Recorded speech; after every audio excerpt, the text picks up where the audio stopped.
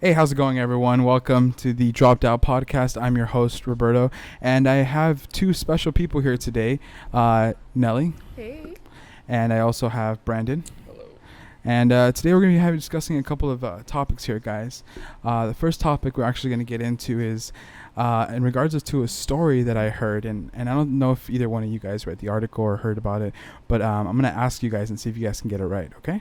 Okay. All right. So the article I was reading talks about a high-speed chase that was going upwards of over 100 miles per hour in Washington, and it got to the point where police officials had to pretty much blow out tires out completely to stop the vehicle. Reckless, and it was going down the highway and everything.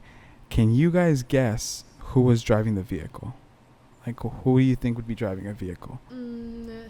I'm gonna guess the unexpected and say like a older person, maybe like in their late 70s or 80s. Okay. I'm gonna go probably younger, probably like really young, probably like teens. You think it was teens? Yeah. Well, the officer got to the vehicle, right, with Right. their guns and everything. Mhm. Turns out it was actually a dog driving the vehicle. Shut up. But in the passenger seat was a gentleman who was just completely drunk. He was an older man. He was around 50 years old. And he said that he was teaching his dog how to drive, and the dog lost control and took over pretty much. So How is a dog big enough to step on the pedal and drive? that I don't know. I don't know if he was holding onto the pedal while the dog was driving or what. Or the dog. But they pretty much got him and arrested him. So Dang, it was. that's crazy. It is. Now, the second topic we're actually going to get into, guys, today is going to be in regards to Floyd Mayweather's daughter. As you can see here, TMZ reported. I don't know if you guys heard about this story, but pretty much Floyd Mayweather's daughter can potentially be looking at 99 years in prison. She allegedly stabbed, I believe, a rapper named, what was his name? NBA YoungBoy, I think. What was it? NBA YoungBoy. Okay. NBA Youngboy's baby mother, I believe, and she stabbed him twice, and she got arrested. Now they're looking at upwards of 99 years in prison if convicted, and this is Floyd Mayweather's daughter. Is the woman in the hospital, or did she pass that she stabbed? No, I think she survived, right, Brandon? Yes, he's right. And yeah, no, she's still she I think she survived and everything, but I don't know if they're doing it to kind of teach her a lesson in a sense. Well, I've heard many times, like, sometimes when it comes to someone who's more known, Mhm. they almost try to make, like, I think they try to, Example? An example. yeah, they try to make an example out of them by, like, having a harsher punishment because it is in the media and they want to look like, hey, we take this stuff serious and, like, yeah, kind of use her as an example. Because 99 years, I mean, this girl's young. Obviously, you should never stab anyone, but I think that they're doing that definitely to make a statement.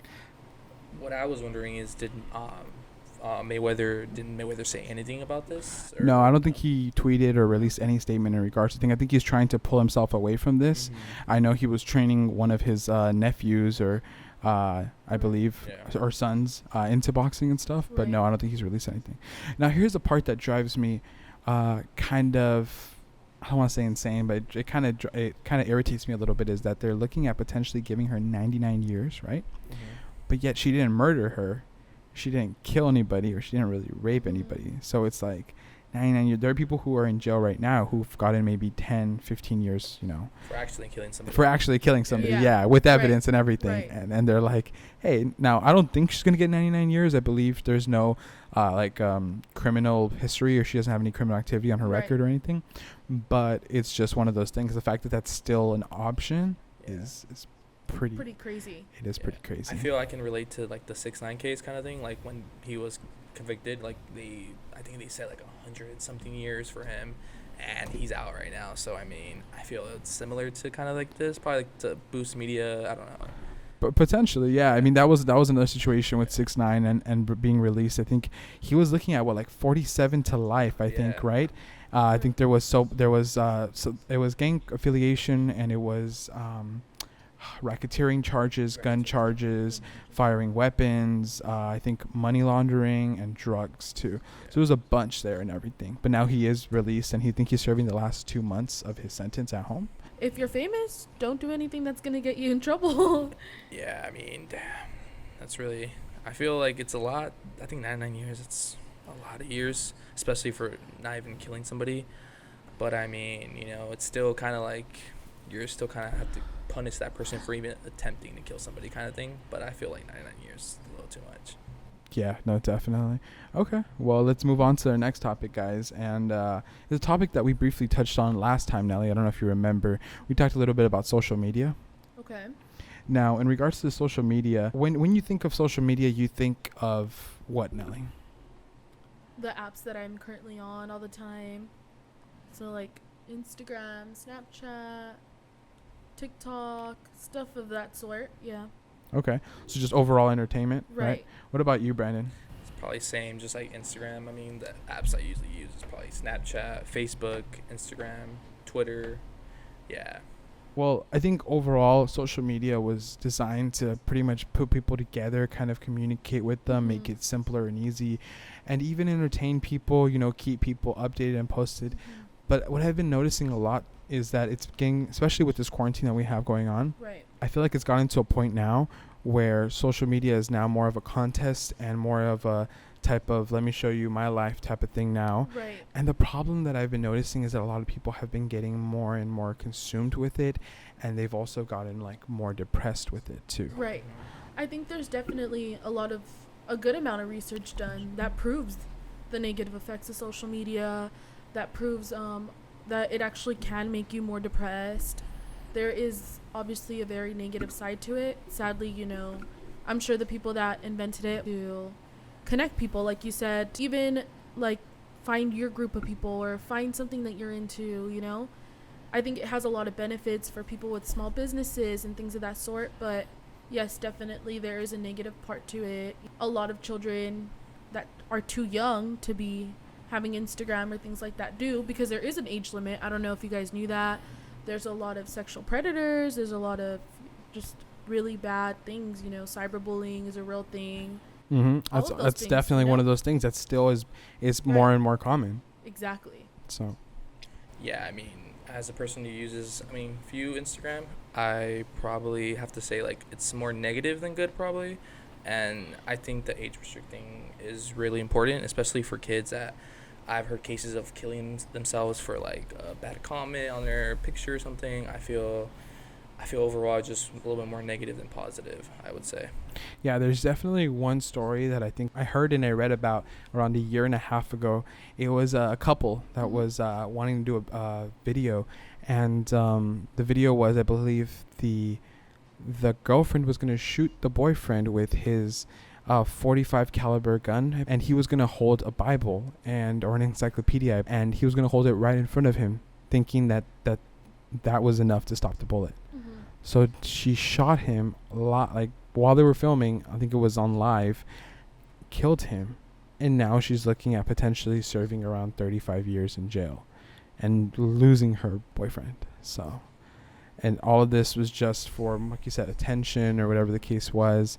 And I mean, eventually just pretty much led to his death because he died instantly. So, damn. Yeah. It's crazy. It is. Now, let's get into our next topic here. Now, we kind of, we're still in quarantine. I'm actually going back to work tomorrow. So I think you guys are both still in quarantine. Now, one thing that, we look at this coronavirus and everything that's going on, and we start thinking of all the bad things and negative impacts it's had. Right. And one positive thing that we kind of have gotten out of this is the ability just to scale or maybe do something that you might not have had the time prior to that. Because coming from somebody who is working sometimes 8 hours, sometimes even 18 hours a day, you don't really have time to do much of anything. But now people are at home, they're, in quarantine, and they're supposed to be spending more time with their family, things like that. I know a lot of people who started reading more books, people started catching up on Netflix, binge watching episodes and things like that. So what have you guys been doing on your time off since you guys have been in quarantine? I feel like the first thing for me is just spending a lot of time with my family. I'm already normally a person that's home pretty often, but obviously because of the whole quarantine, I'm home even more. And it's actually been really nice. I mean, getting to hang out with my family. I've, reorganized my room. I started trying to learn French through that, but it's only been a little bit.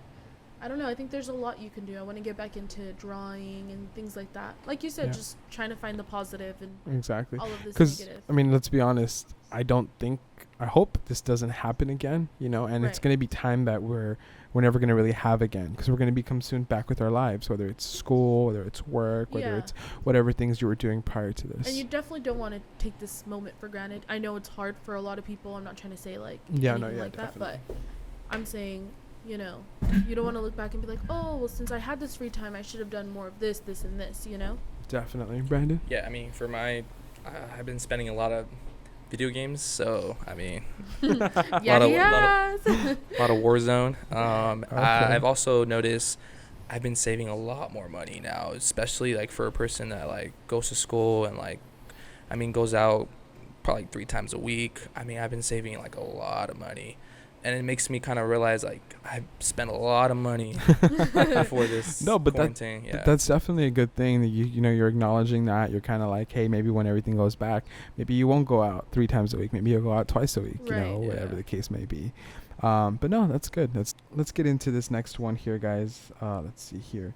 Now, unfortunately, with this whole coronavirus, there's also some negative aspects to it. Definitely. I don't know what you guys have been hearing, but what's been going on in the hospitals too, especially here in Los Angeles. What I've been noticing is that maybe the equipment, we don't have sufficient of it, whether it's respirators, whether it's medication, whether it's whatever supplies the hospitals need. Right.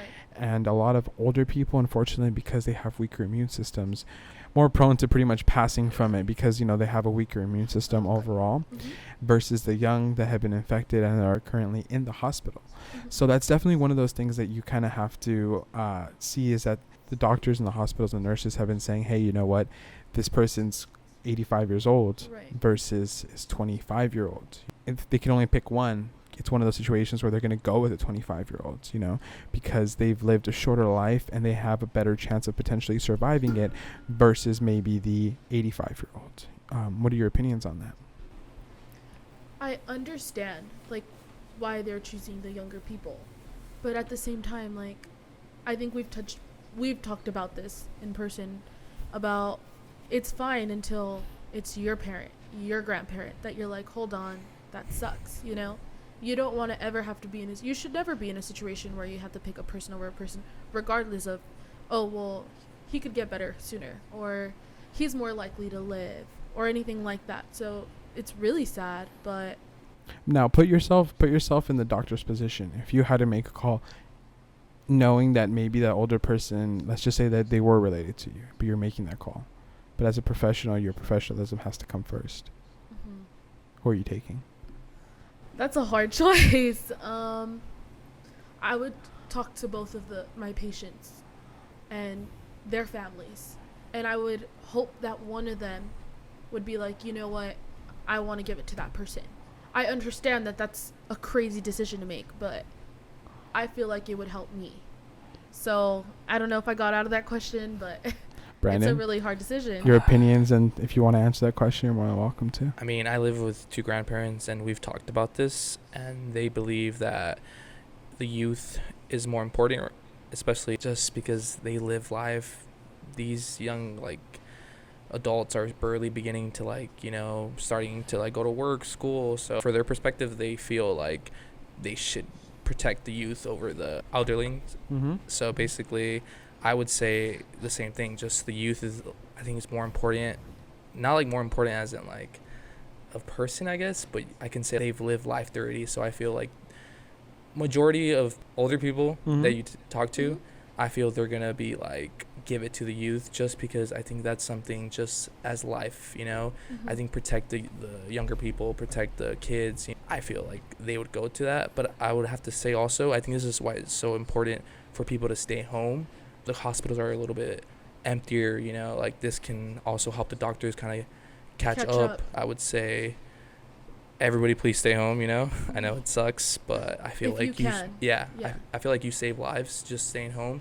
Now, that's a great point you touched on there, and that kind of helps me segue to my next topic, which was going to be regards to people, I believe, saying that they don't want to stay at home. There are a lot of people in the States that are saying right now that they're protesting, that Right. they're saying that this is their amendments that they're breaking, and the overall freedom, if you will.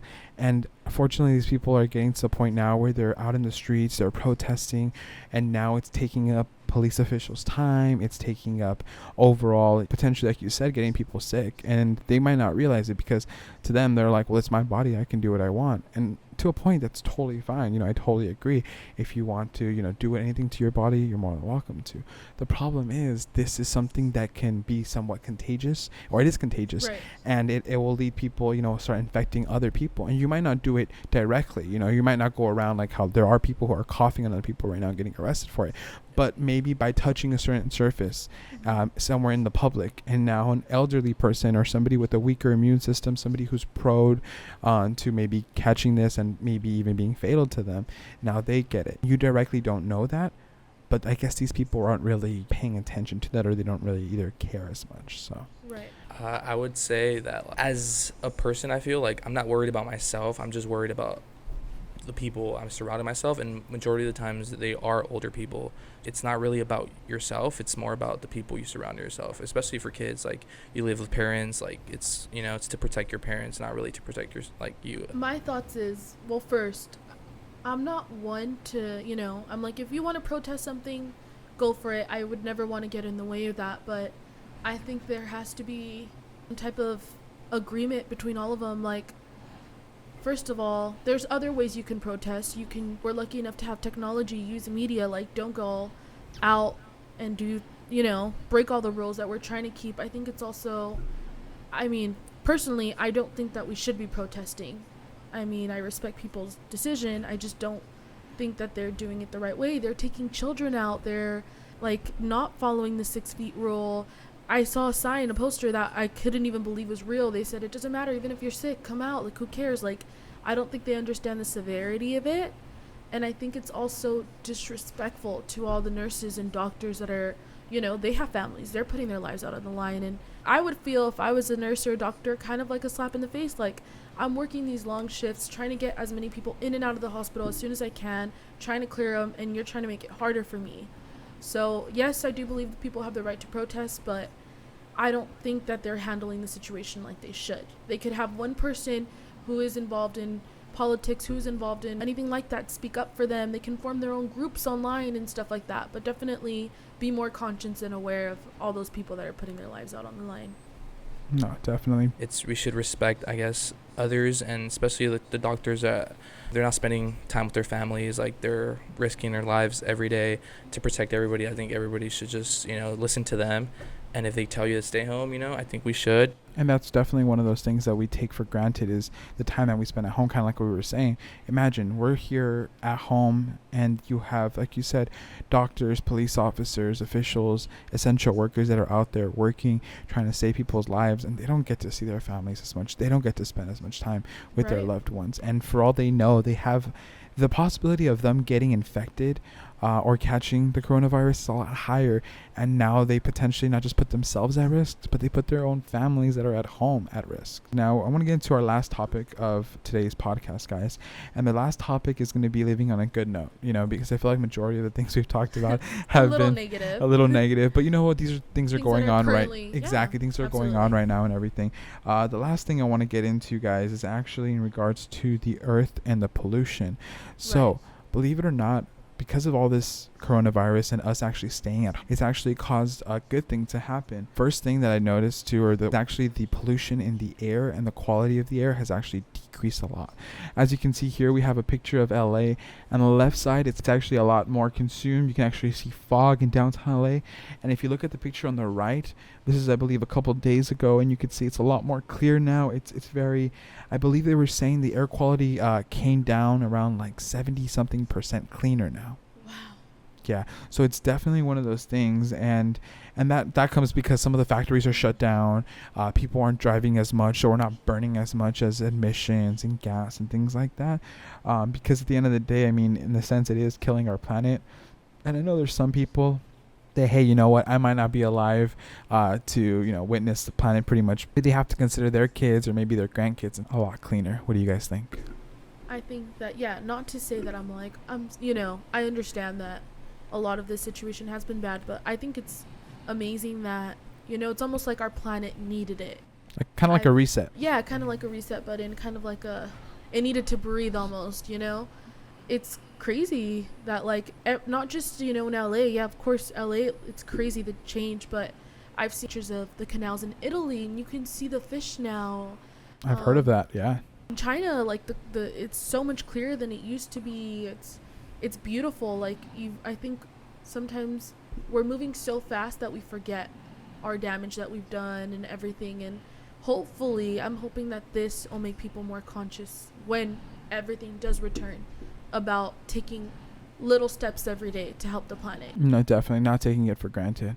Brandon? I mean, I feel like it's LA, I know, but I feel like it's all over the world. Like, the world is just looking a lot, bluer, and a lot better. And Clear this skies. is just like a couple months of just, quarantine. Imagine if we can do this, like, a yearly thing that's being talked about. I heard about that. That's something you do bring. That's a great point. Looking at maybe doing this type of quarantine, maybe once a year, twice a year. Mm-hmm. I mean, what do you guys think would be a good kind of frame for this?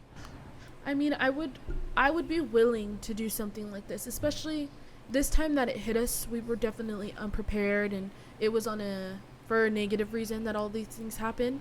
But I feel like if we planned it, it would be very different.